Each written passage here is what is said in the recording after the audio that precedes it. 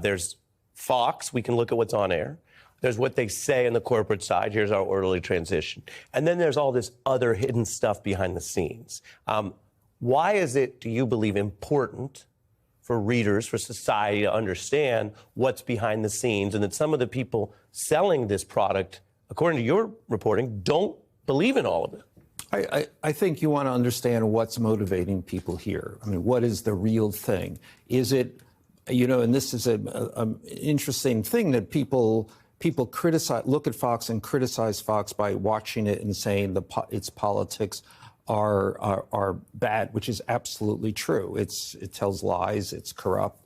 But to really understand this, it's necessary to get behind and find out why people are doing this. And in some sense, the answer is very simple. They're doing it to stay on the air.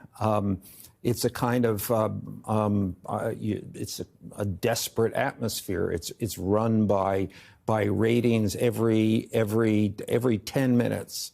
They let you know, are you up? Are you down? And so everyone is there, white knuckled on how do I get those ratings? And that has had, over the past number of years, basically one answer: Donald Trump. And that's why it became basically, after the 2016 election, it became the Trump channel. In ways that I don't think we've ever seen the American media interact with American politics. I mean, it was an adjunct of the White House. People on the air at Fox were in regular touch with the President of the United States. And when I say regular, I mean many times a day, sometimes hours a day. Sean Hannity within the White House was often thought of as the real chief of staff. So we've never, ever seen something like this. When you see what they did, the lengths they went to, ratings for them, for any channel, can relate to money and profit. These are companies. But they overdid it to the tune of $780 million and more lawsuits pending. How did that strategic mistake happen? Well, so having outlined that, what's going on there, then there's even another level, which is that the owner of Fox News, one of the most influential and powerful people in our era, hates Donald Trump. I mean, can't stand him, is repulsed by him. This is Rupert Murdoch. Yeah, and I'm going to let you finish, but you report that Murdoch, and we know from text Tucker Carlson, at one point before being fired, they're number one, both privately opposed Trump.